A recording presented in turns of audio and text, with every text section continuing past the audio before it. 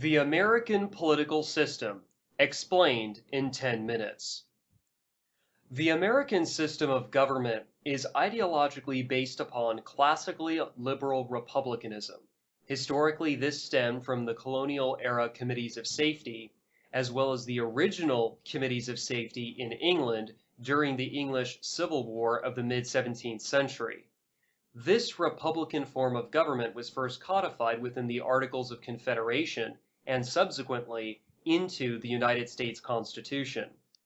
Thanks to the Philadelphia Convention of 1787 and their socialization of the war debt, the federal Constitution established the framework for the operating structure of the central government, which is composed of three branches: the legislative, the executive, and the judicial.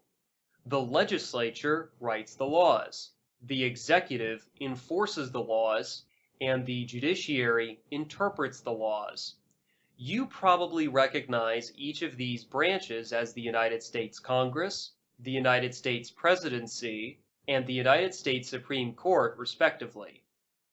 These three branches of the federal government are constructed as such so as to provide for a separation of powers, which in England had been originally concentrated in the monarch, and then later distributed between the English monarch and the British Parliament only. Uniquely, the American system of government decentralized political power even more so, as intended by the framers. This separation of powers also enjoys checks and balances, which means that if one branch becomes tyrannical, then one or both of the other two can act to halt the misbehaving branch from getting too much out of control. You must keep in mind that the separation of powers are not just horizontal, but also vertical, by which I mean that each American government has its own three branches, generally speaking.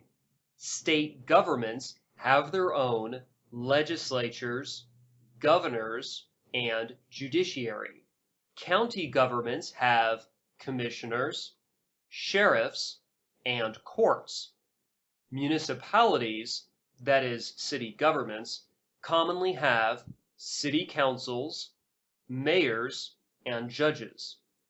Yet, the reality of the situation is that the three branches of the federal government, the Congress, the President, and the Supreme Court, begrudgingly cooperate with each other.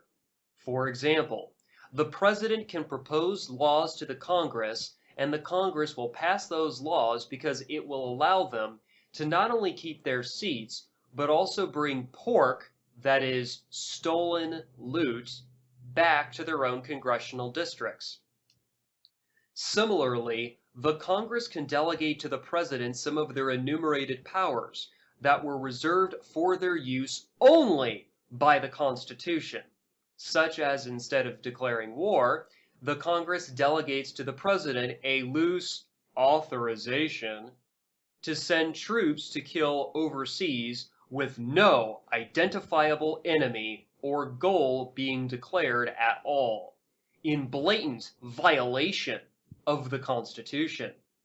Lastly, if the Supreme Court and their inferior courts simply rubber stamp everything that the Congress and the President do, then there is certainly no separation of powers, because not only do these judges refuse to perform judicial review, but they'd rather exercise constitutional avoidance by dodging the constitutionality of a matter brought before them for a ruling decision. According to the Constitution, these public servants acquire their public offices in noticeably different ways. Supreme Court judges are nominated by the President and then confirmed by the Senate. Judges of both the Supreme Court and the inferior courts are not elected. Article 1 says that the Congress, which is a bicameral, two-house legislature, are elected to their public offices. But the original intent of the framers conducted these elections in noticeably different ways. The House of Representatives are popularly elected by the voters within their congressional districts. Just to be clear, by the concept popular vote, I mean the purely democratic function of the citizenry casting ballots for candidates who, upon winning their respective elections, assume their public office. However, the Senate were elected or appointed by the several state legislatures. Yet, unfortunately, this was altered by the ratification of the 17th Amendment, which means that now federal senators are popularly elected by voters. Before, the citizenry were incentivized to care about whom was elected to be their state legislators, because they in turn would choose the U.S. senators. This change is not insignificant because it centralizes power in the federal government, thus regressing the American experiment to more closely resemble monarchical Old England. Uniquely, the U.S. presidency is the only public office that is specifically enumerated within the executive branch. The Constitution says that the president is not elected by the popular vote. Rather, he is elected by the Electoral College, which is composed of electors who are appointed by the several state legislatures. According to the U.S. Supreme Court's ruling in re Green 134 U.S. 377 in 1890, the judges ruled that, quote, the sole function of the presidential electors is to case, certify, and transmit the vote of the state for president and vice president of the nation. Although the electors are appointed and act under and pursuant to the Constitution of the United States, they are no more officers or agents of the United States than are the members of the state legislatures when acting as electors of federal senators, or the people of the states when acting as electors of representatives in Congress. Close quote. Put simply, the delegates of any political party simply do not matter, because they do not elect any candidate to become the president. That constitutional prerogative belongs solely to the electors within the Electoral College. According to the United States Constitution Annotated, which is published by the Government Printing Office, quote, electors constitutionally remain free to cast their ballots for any person they wish, and occasionally they have done so, close quote. To briefly recap, Supreme Court judges are nominated and confirmed by the President and the Senate respectively, hence the importance of Senate confirmation hearings. The entirety of the Congress is now elected by the popular vote.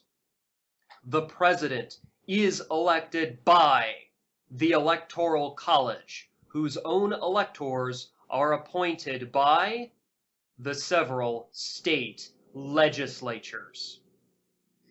Americans have come a long way from their origins as codified in the Articles of Confederation and the Declaration of Independence. Today, according to constitutional law, your individual votes only count towards electing congressmen and senators. So, unless you are also going to vote state legislators into their public offices as well, then you have absolutely no influence whatsoever in who becomes the next president of the United States.